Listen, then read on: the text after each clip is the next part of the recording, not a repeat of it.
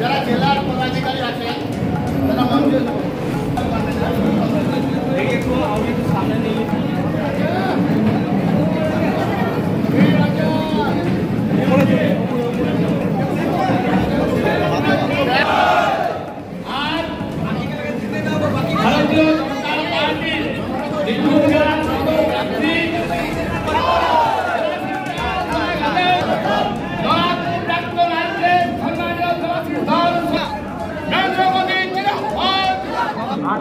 যে ভোটটা শান্তিপূর্ণ হয় বীরভূম একটি এক্সেপশনাল জেলা।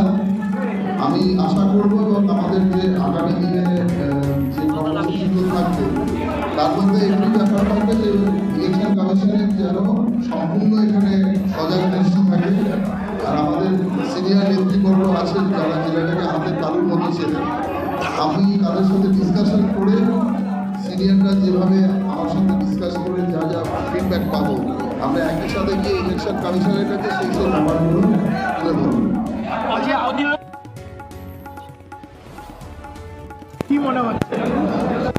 দেখুন, একটা কথাই বলতে পারি,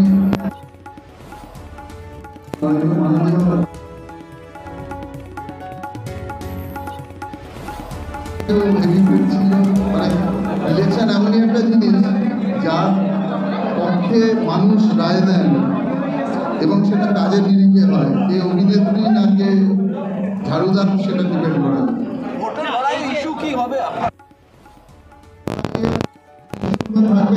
সুশাসন, ল অ্যান্ড অর্ডার, যেটা বীরভূম জেলার অন্যান্য ভোটে একবারেই অনুপস্থিত আছে। আর সব থেকে বড় কথা, আমাদের গভর্নমেন্ট অফ ইন্ডিয়ার মাননীয় প্রধানমন্ত্রীর নেতৃত্বে যে সুশাসন, যে উন্নয়ন এবং গভর্নমেন্টের বিভিন্ন স্কিম, যাতে ভারতবর্ষের অন্যান্য বিজেপি শাসিত রাজ্যে এত উন্নয়ন ঘটেছে, সেই তুলনায় আমাদের রাজ্য কতটা পিছিয়ে আছে সেটা মানুষের চোখে আঙুল দিয়ে তুলে ধরা। এবং তার থেকেও বড় কথা হচ্ছে যে আমরা আরও কিছু নতুন স্কিম আমরা এখানে করতে চাই। বিশেষ করে তারাপীঠ মায়ের যে মানে সিদ্ধপীঠ, সেটাকে বামা থাপা যে জায়গায় সাধনা করে সিদ্ধি লাভ করেছেন, সেটা আমরা একটা আন্তর্জাতিক স্তরে তীর্থ কেন্দ্র গড়ে তুলতে চাই।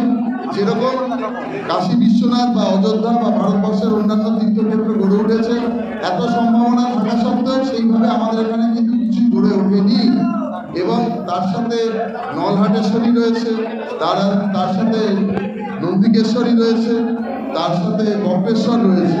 তো এই জায়গাগুলোতে আমরা চাই যে ভারতবর্ষের এটা একটা অন্যতম, বীরভূম জেলা অন্যতম একটা তীর্থস্থান হিসাবে গড়ে উঠুক। আর যে সম্ভাবনাময় শিল্পের জায়গা রয়েছে এবং খনিজ সমৃদ্ধে এই জেলা অত্যন্ত উন্নত, কিন্তু হাজার হাজার মানুষ বেকার এবং সব কিছু চোরাচালান চলছে, অথচ কিছু কিছু লোক হাজার হাজার কোটি টাকার মালিক হয়ে গেছে, কিছু কিছু লোকের পকেট ফাঁকা। আমি চাইব যে যাতে প্রত্যেকটি দরিদ্র মানুষ যাতে এই জেলার যে সমৃদ্ধশালী যে খনিজ সম্পদ বা যে শিল্পর সম্ভাবনা রয়েছে, তাতে কর্মসংস্থানের মাধ্যমে তারা যেন আগামী দিনে তাদের জীবনযাত্রার মানের উন্নয়ন হয়। বীরভূমের ভোট মানেই সন্ত্রাস, এমনকি ভোটের শেষ দিকটা পুরোটাই সন্ত্রাস করে যেতে হয় বলে বিরোধীদের অভিযোগ। আপনি এটা কীভাবে মোকাবিলা করবেন? আমি আবার বলেছি, আমাদের সিনিয়র নেতৃত্বরা এতদিন এটা মোকাবিলা করে এসেছেন, তাদের উপর দিয়ে অনেক ঝড় ঝাপটা অনেক কিছু গেছে, তারা অনেক সহ্য করেছেন, তাদের ইভেন্টটি তাদের কারাবাসও সহ্য করতে হয়েছে। তো এবারে আমরা সেখান থেকে শিক্ষা নিয়ে আগামী দিনে এই স্ট্র্যাটেজি আমরা খুব শিগগিরই 2-3 দিনের মধ্যে তৈরি করবো। সেইভাবে ইলেকশন কমিশনের কাছে আমরা ব্যাপারগুলো